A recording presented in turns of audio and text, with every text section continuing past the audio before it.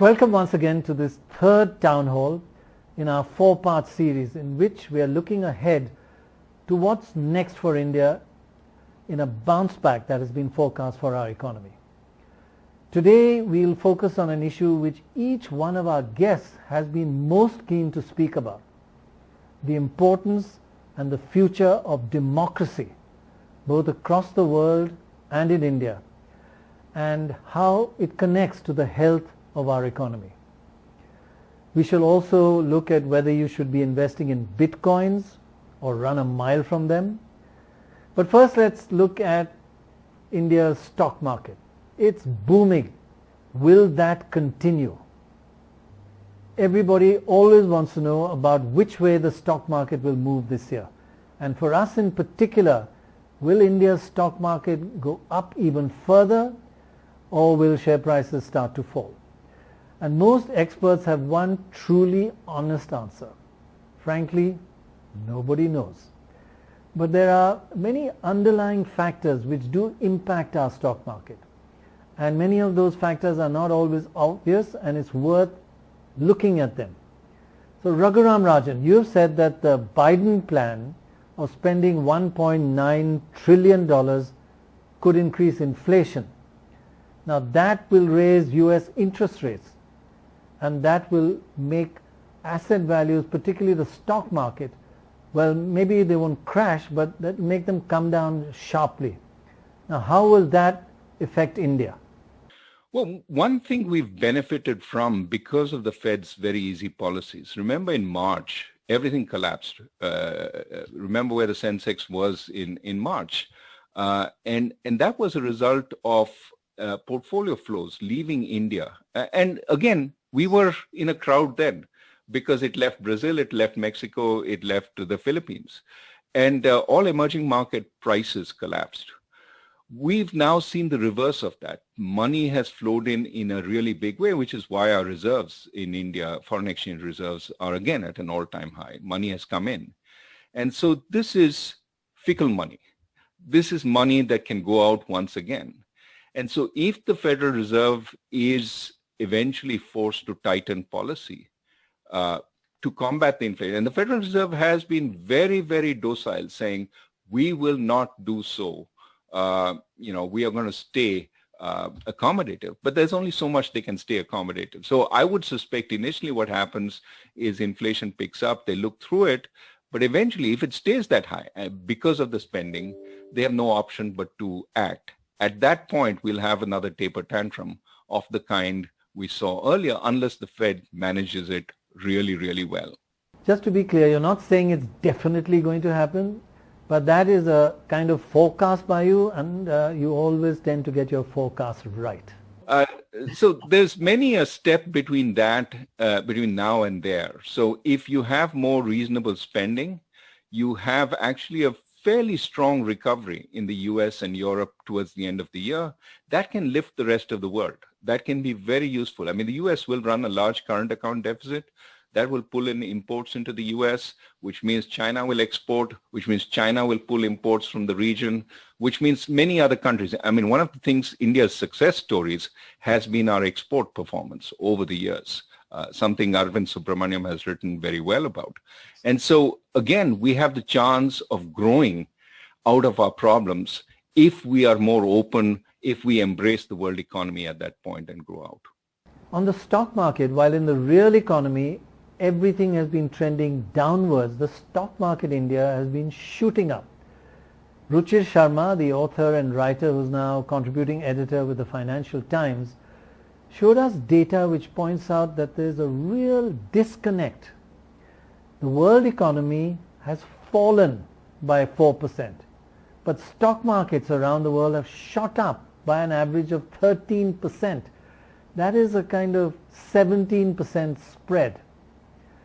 And it's even more acute in India. While the Indian economy is falling by 7.7 or 8%, still the stock market has gone up by 12%. That's a 20% spread. Now, Professor Milgrom, this is a really startling contrast. The economy plummets downwards, and yet the stock markets go shooting up.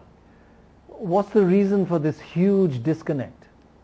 Well, the stock market is about the value for the future. You have to, when you have assets, you have to decide where to put them.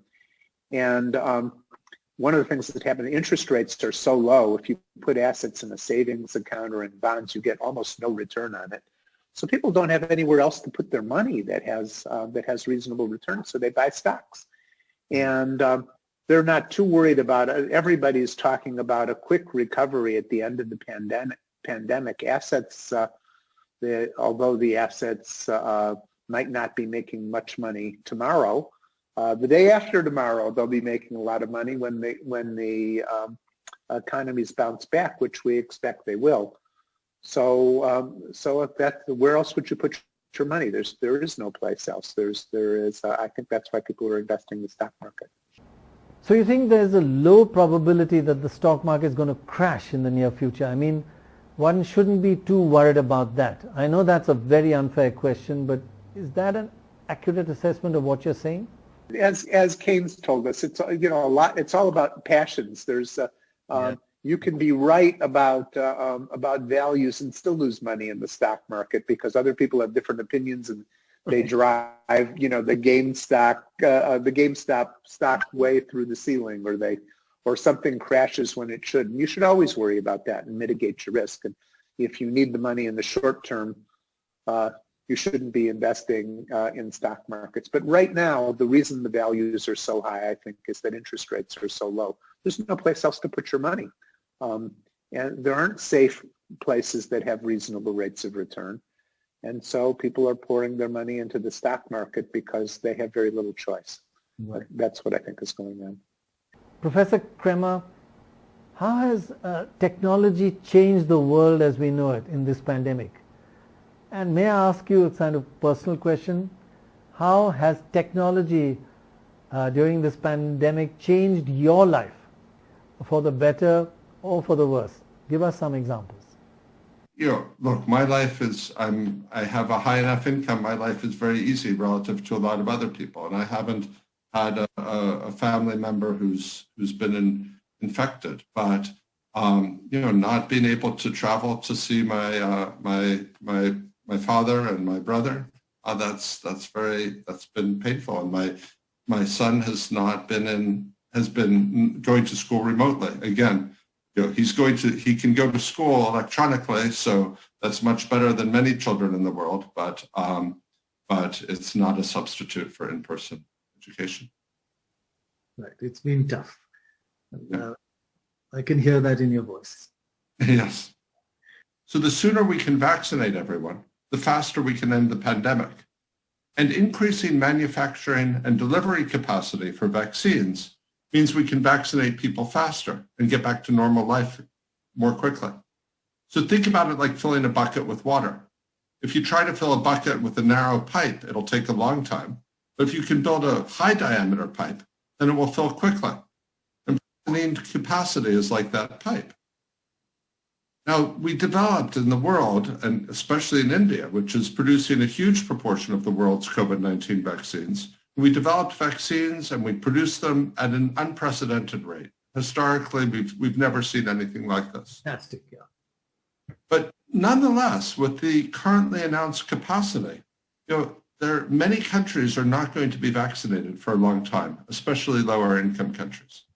And our analysis suggests that investing now, because there are long lead times, investing now to expand capacity further would be valuable, because it would let us reach widespread vaccination faster, particularly in lower and middle income countries.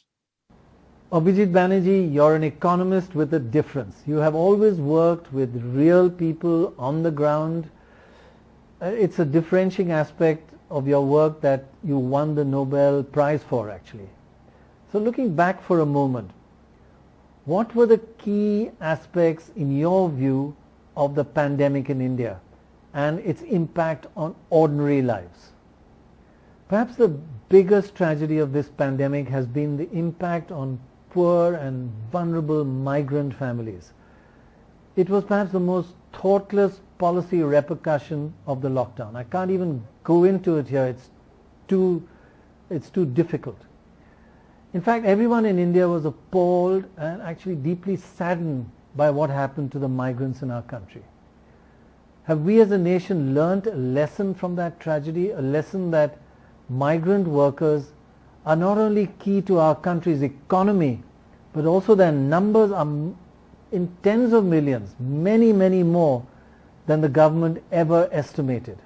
I think the focusing again with construction goes this idea of focusing on the migrants, and they have, again, for once they have actually now acknowledged that migrants are a big part of the economy. I think the 18 million number that they put out is probably too small. My guess is much bigger than that. We just don't have a data set to get that, but they are also talking about putting some money into collecting data on migrants. So maybe if that's something that I would be super interested in finding out what they're planning to do and do it right, because I think we do it more right once and change our view. We'll find out there were 70 million migrants or something. And when that happens, that's going to change how we think about the whole economy. We still think of the economy as being urban and rural, whereas in fact, it's all these intermediate people who are driving. So, and the housing for the migrants is then something, again, a construction idea, subsidy for low-income housing. That's all of that sort of connected around that ball of construction being the hub. And migrants will come work in construction, stay in low-income housing. Low-income housing will be built and hire more migrants, etc. Raghuram Rajan, closely related to any economic revival is the geopolitical situation. And we've seen US-China tension, some India-China tension as well, but the US-China tension is especially under the Trump administration. And now there's the Biden administration, and there's news of a coalition of democracies. India's a democracy. So is this going to help us? How do you see all this unfolding, and how will it affect us in India?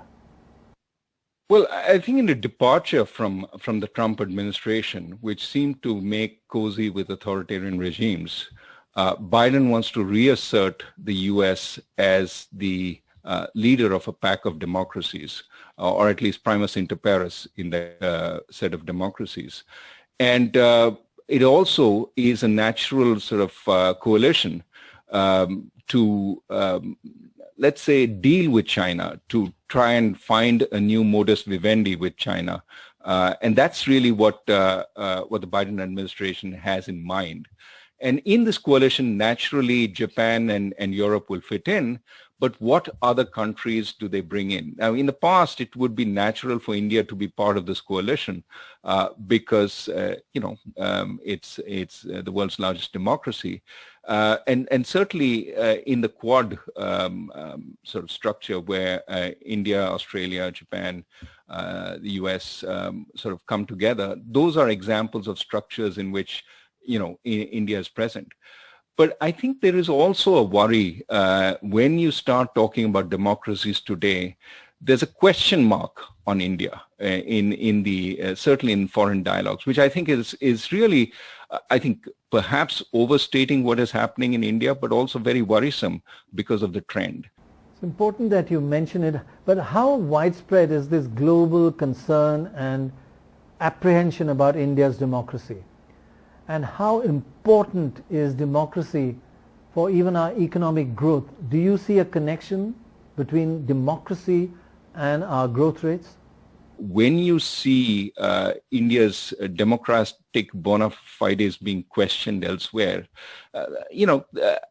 for sure, our natural reaction is these guys don't know what they're talking about, and India is strong and vibrant. But we also know when sitting in India that there is less room for free debate and free discussion than there used to be.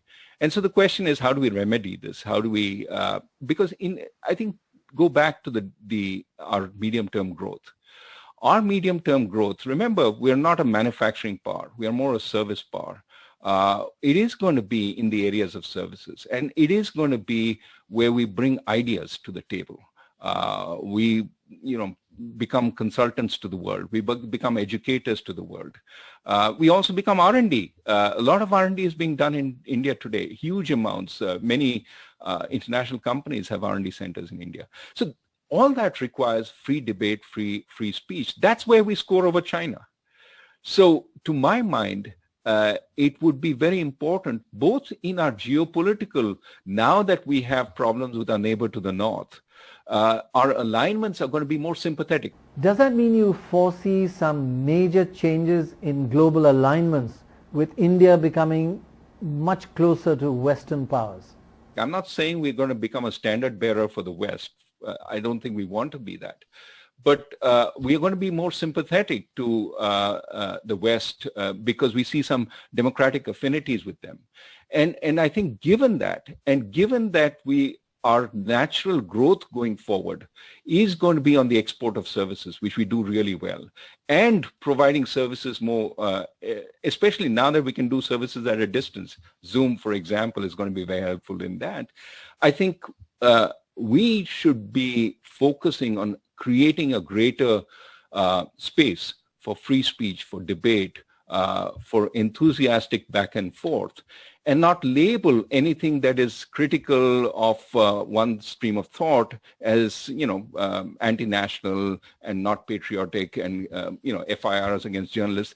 This is not just bad for our country internally, but also looks very bad outside and makes us less central to the emerging coalitions that are going to be important in the world, certainly over the next 4 years.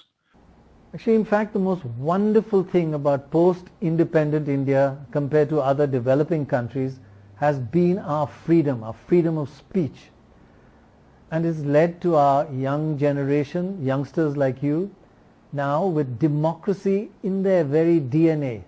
They question everything. I think they question too much, actually. But our great freedom has always made us feel so proud. It is the essence of India, isn't it? It does. And, what sets the government on the right course is criticism. Constructive criticism by all means, but criticism is important because then you learn from your mistakes and you then straighten out. The government doesn't have information about everything that's going on. It acquires that information from the critics who say, look, this is getting problematic, that's a mess. And so we need a government that continues to welcome criticism. Again, it's good that the criticism should be constructive, but sometimes you can't control it. By all means, let it be. Let it, that was India. Could be India again. We need to work a little bit on making it happen. So once again, since you're based at the heart of Western debate and opinion, is the world noticing some kind of change in India? For sure. I mean, look, I read the most respectable newspapers here, the New York Times, the Economist, Financial Times. Of course, there's a tendency in India sometimes to dismiss it. These are biased. These don't. I mean, it's hard to argue that Democrats are biased against India. Democrats, cherish India. And the New York Times is largely a democratic paper. But for the New York Times to start sort of having article after, now again, you can argue newspapers look at the dark side. They don't look at the, wonderful positive side. And there's a lot that's positive in India happening. But my sense is we should understand that the mood in the rest of the world towards India is darkening. That the freedoms the kind of countries that India is sometimes compared with on the democratic front are not countries we want to be clubbed with. India is better than this. And therefore, we can say it's all about public image. We need to but it's not just public image. It's also that we need to fix the reality. I saw an interview by Hamid Ansari, our former vice president, just yesterday. He's a serious Indian who has concerns, and we should, understand that this is something that matters to our people and matters to our future. We need to fix it. And Kaushik, you've spoken about concerns in the Indian economy even before the crisis induced by the pandemic. In fact, Arvind Subramanian, India's former chief economic advisor, then at Harvard, now returning to India with the Ashoka University, has presented a series of charts on the pre-pandemic slowdown of the Indian economy. He suggests that the slowdown in India actually began 10 years ago. Let's quickly run through Arvind Subramanian's brilliant findings. Take India's exports for a start. Our export growth is plummeting from 16% and 24% now down to a very worrying 3%. All this is pre-pandemic. Also, our imports fell from a 15% growth rate in the Vajpayee government era now down to 4%. Again, this sort of sharp decline happened before the 2020 pandemic. Industry and government infrastructure investment has also dropped to the lowest levels of only 2 to 3% growth per year. So the downward trend began before the pandemic. We can't just say the pandemic crisis was the reason for our problems. And even credit and bank loans show the same decline well before the pandemic and have fallen to its lowest level for decades, down to just 4 to 6%. So we're bringing all these figures out to show that there was, as you have written, a deepening crisis before the pandemic. So Kaushik, while the pandemic intensified the crisis, exacerbated, the understandable collapse of our economy happened because of the pandemic. But the real concern is that there was a slowdown in the Indian economy in the kind of decade before the pandemic. So what caused the slowdown in the Indian economy? What caused the slowdown before the pandemic? What is causing it? I'm not 100% sure. But there are writings, political economists, political scientists writing, sociologists writing. Simple things in life like trust matters a lot. Everyday life, everything is not written down as a contract. 1,000 things we are doing by trust. Once trust begins to erode in society, society gets polarized, not trusting one another, the economic indicators begin to do badly. Francis Fukuyama is the classic work, which points to East Asia's success, because not just economic variables, but East Asia is picking up trust of the kind that you get in Nordic and Scandinavian countries. This is there in East Asia. India, starting from I don't know when, the trust was probably improving. So Kaushik, are you saying that trust and non-economic issues like that, social issues, do have a direct impact on growth rates and poverty levels? India has invested a lot, some will say too prematurely, in building a country where you feel a common identity just by virtue of being in the country. That was the common identity. That is getting eroded. And I cannot be completely sure about this, but I'm completely sure that the growth has crashed in a way that no one had expected. There has to be causes for that. And my feeling is the politics has become so divisive. And here I'm not putting blame. Immediately nowadays in public debates, you think that the blame is at this person's door or that person's door. I'm not doing that. But we have to recognize that it has become a very divisive politics. And that is probably what is adding to the mismanagement of the economy. There are a couple of things which were pure, simple mistakes and mismanagements. For instance, the demonetization was a very bad economic move. The lockdown, the way it was done, which left somewhere between 15 to 40 million people, actually from 23 million to 40 million people, I know the data, scattered over the country, doing exactly the opposite of a lockdown because they had to find food and survival. Those mismanagements did contribute. But you can correct them. Mistakes happen, you can begin to correct them. The political divisiveness, when trust goes down in society, much harder to correct. I feel we should bring that on the agenda. And we have to reach out to people, that it's in your collective interest to stand together. Too little of that happening right now. And I just wanted to ask you one more thing. The world is changing. You're in America at the moment. You understand firsthand what's happening. There's been this huge change in America with Biden coming in, and there's talk about, we just said, the coalition of democracies, by which some imply that China is on one side and democracy is on the other. And that is actually really important for India, right? As you just said, India was proud of being a democratic country where you could say anything, you could argue, and freedom matters in India. Do you feel that's changing? And in the new kind of post-Trump world where being a true democracy could carry a premium now, a benefit in the Biden more democratic world.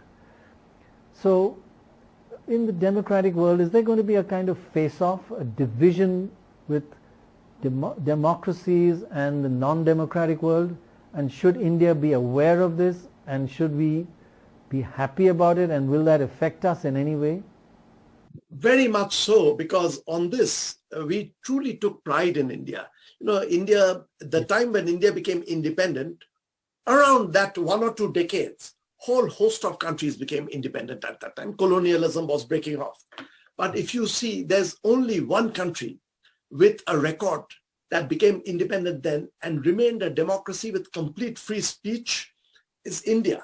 There's been hardly any interruption. There was an interruption during the emergency, 1975 to 1977, a 2-year interruption. But basically, India's been a vibrant democracy. You stand up and criticize. And I know that even at G20 meetings, when I used to go, people would say that it is an amazing, in our sort of corridor discussions, people would show a lot of respect to India, that you can speak. India is like a rich, developed country in terms of that space. And we were also beginning to grow. So the India's investment in that freedom of space for debate and discussion, the democracy which was vibrant, which makes growth difficult, but it puts growth on a stronger footing. And India had begun to grow. So it was an amazing journey for the country. And maybe at times I feel we took too much pride in that. That is beginning to, India is eroding on that. I hope we will wake up. So are there signs of a global trend of democratic values and norms being eroded? I mean, United States is a good example of a country. Today we are again feeling very buoyant about United States, that there is a recognition that in US was beginning to turn, but it's turned back. With that, one hopes that this is a signal going out around the world that to do well in the long run, you need the soft power of democracy, which India had the soft power. Prannoy, I'm maybe digressing a bit. Once I remember in China, I had gone as an academic years ago. A journalist came to interview on economic matters and asked me that, can you tell me, Professor Basu, what's the secret of a soft power?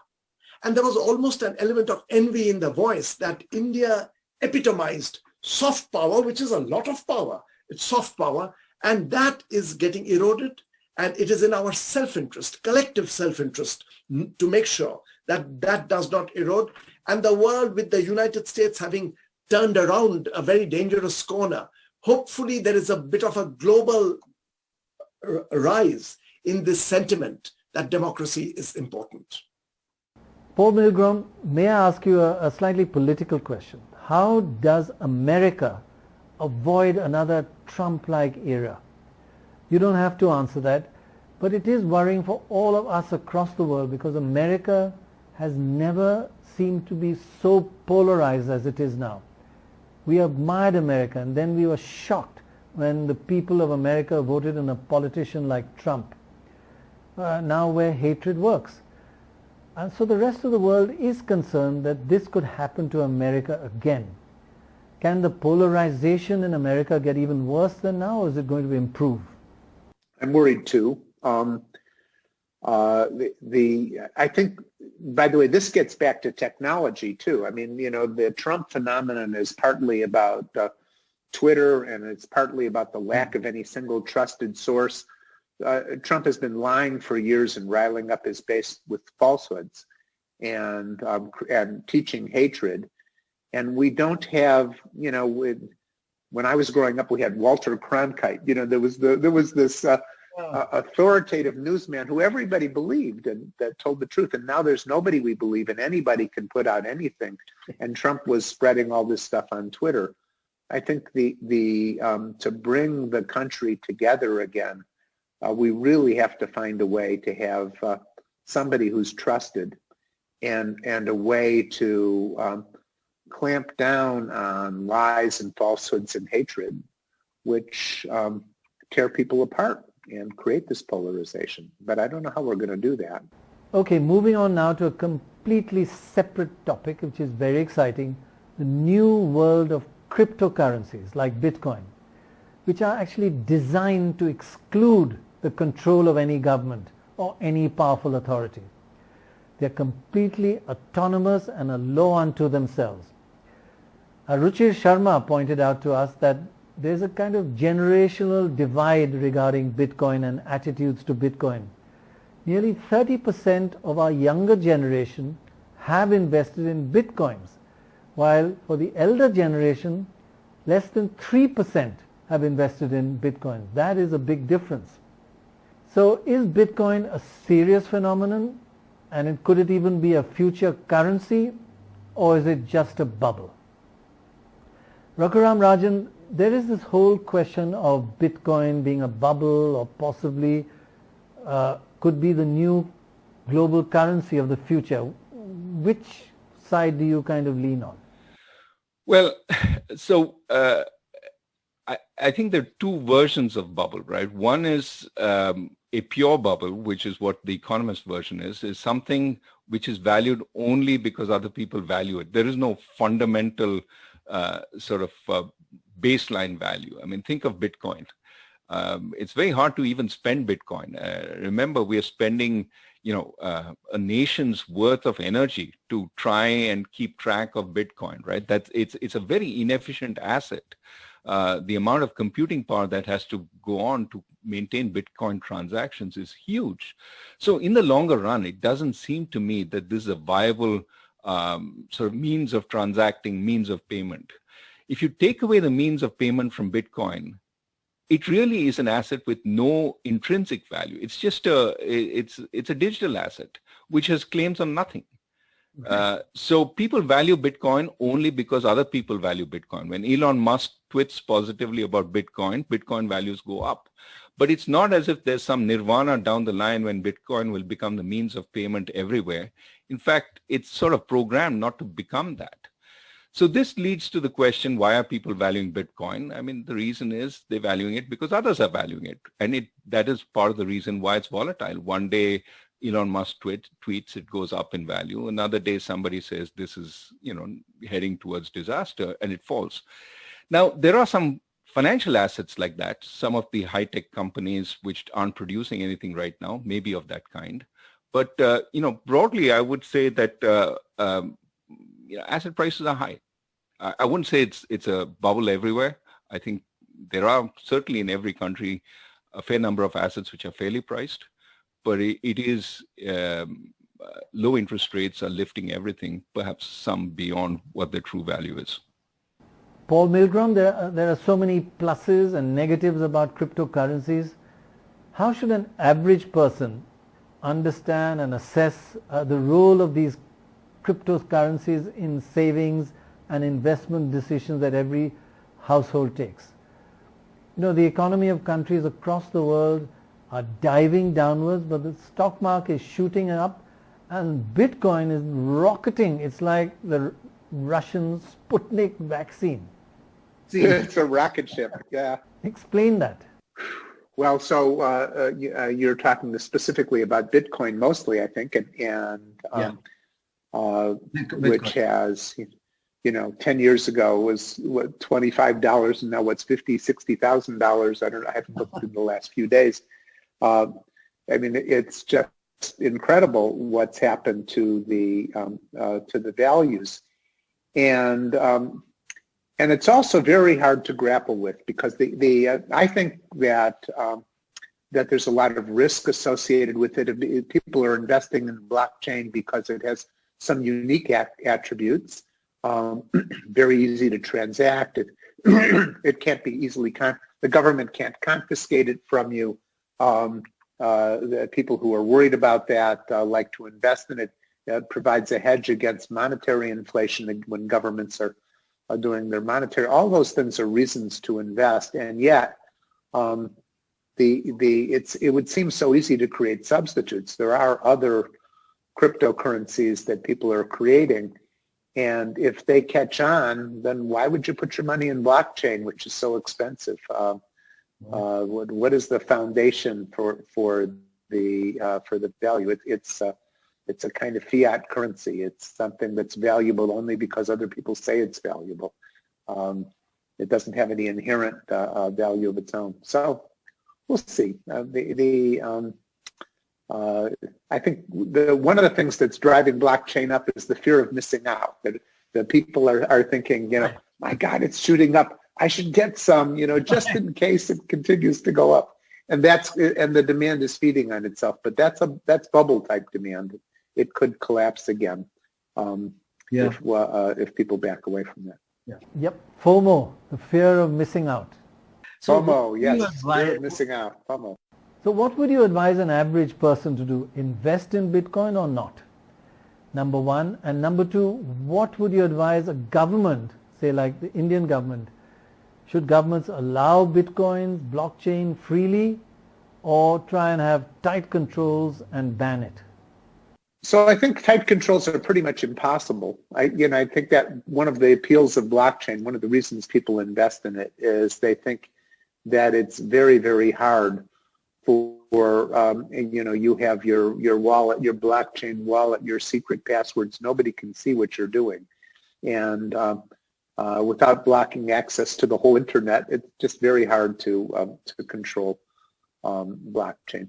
For the average person, I wouldn't put too much. I think that there is this FOMO thing. People have some fear of missing out, but I think investing in it too much in it is extremely risky. I think we're talking about it really looks like a bubble to me right now, and bubbles eventually break. People make money during bubbles too, and if you have that fear of missing out and you want to invest a little bit, but don't overdo, because you could have your whole asset wiped out. We see the same thing with the GameStop. The GameStop shares that also. We had just a bunch of people who decided they were going to drive it up, and they did. And so a lot of people made a lot of money. A lot of people are going to lose a lot of money too, is the way it's going to happen. So the Indian government, like many other governments, is trying to place strong controls on Bitcoin. Now, is that the correct path forward? Or is there a new world with a new kind of currency and governments should just get used to it and not get involved?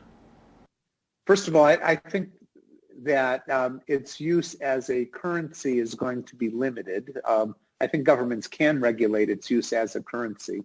I think people are using it now more as a store of value. Yes. And I don't think that the governments can do very much about that. I think that we should watch it carefully to make sure that, it's not just a pump and dump scheme that draws ordinary, average people in where they lose a lot of money. I think that we're moving increasingly to electronic payments of all sorts. I visited last summer. I'll tell you a story. I visited Sweden with my wife is Swedish, and I went to Sweden. And most years when I go to Sweden, the first stop I make is at the airport, and I get some Swedish currency. But I wasn't sure what I was going to do with it last year. So I was in Sweden for 6 weeks. I never got any Swedish currency. I could pay everything with my iPhone or my Apple Watch. What? Or I just never needed any currency for 6 weeks in the country, and it wasn't even inconvenient. We're all moving toward electronic payments. I think that's just the future, and I think the Bitcoin is just one little piece of that whole thing. So now this next issue that's completely different to what we've been discussing so far, but it's an issue that hasn't had the degree of attention that it should really have had, that it deserves. And that's the health of our children. That's deteriorating. Kaushik, there are some key trends in the Indian economy I would like to show you, as you have done lots of work in these areas. This data, which you're obviously familiar with, is from, again, another paper by Arvind Subramaniam, the former chief economic advisor, then with Harvard, and now back in India with Ashoka University. He's shown that there are two contradictory trends. He's shown that there are some positive signs with improved access by ordinary poorer people, vulnerable people, especially by women, to government welfare measures. For example, more people are using bank accounts, more women are using bank accounts. There's been a huge increase in gas cylinders for cooking that women have really appreciated. On top of that, many more homes are getting more electricity, and the number of homes with toilet facilities has risen, though there's some way still to go on that. All good signs. Arvind Subramanian also points out some really disturbing trends in the data in what's happening in our country, especially related to child health in India. There's a sharp increase in anemia. There's little or no reversal in the downward trend of stunting among children. And diarrhea and acute respiratory syndrome are back on the rise again. These are awful signs. Kaushik, in all your work on malnutrition and stunting, can you explain why child illnesses and stunting is so bad still, and in fact illnesses are getting worse? Hugely. And that should receive much greater attention, Prannoy. And the malnutrition figures suggesting what some people are beginning to talk about, that it's a K-shaped improvement that is taking place, that the top segment is becoming better. It's like the top arc of the K, and the bottom is becoming worse. And the malnutrition data which has come out, and to me, actually, that is the biggest worry. And we should focus a lot of attention on that. And that is showing that since malnutrition is not something that the middle class, upper middle class, even the lower middle class suffers, it's the very poor, and India still has a large segment of that. That segment is becoming slightly shorter for their age over the 5-year period. In 13, I should give the data completely correctly, for 22 states and union territories, the data has been given out, not for all over India. Of these 22, 13 states, stunting has taken place, which has not happened before. So stunting is taking place. It is true UP, the biggest state, is not a part of this data. So unless UP is going in a totally different direction, it is an all India worry. There are a few states which have done better. Bihar surprisingly has done better.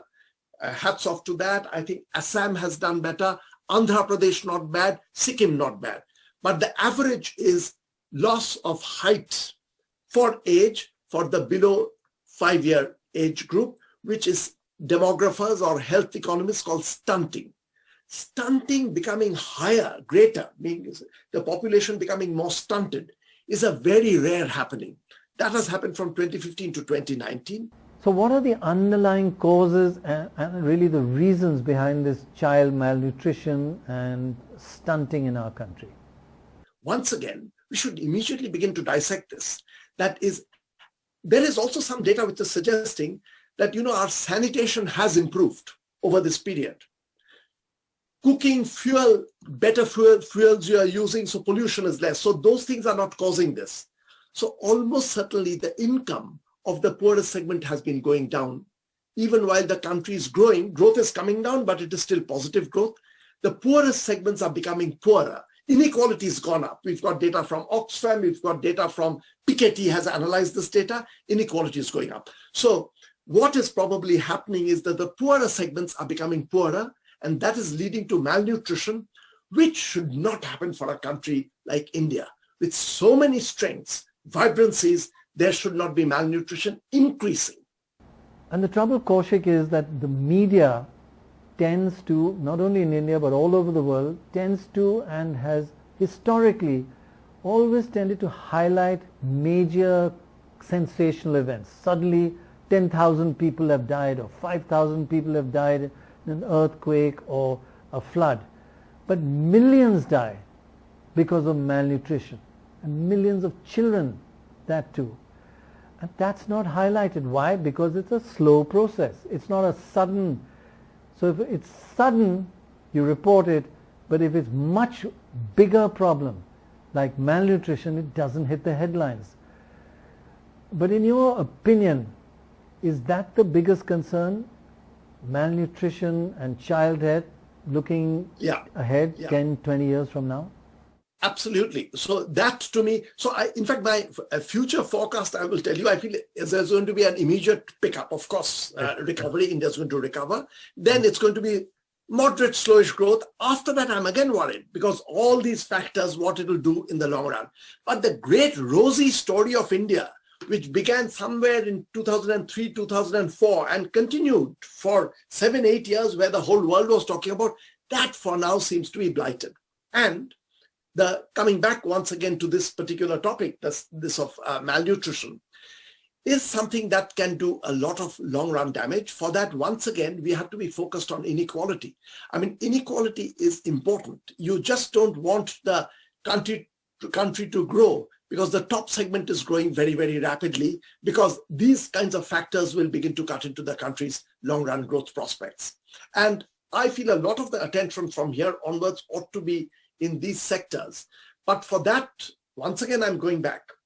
The country to stand together, not be as divided. And as you're saying, Prannoy, also in analyzing data, what you're suggesting, you're not saying, but I'm saying, you also need a bit of an openness. You can't, as soon as a number is pointed out, you don't say that I'm not going to take it seriously because this is ideological.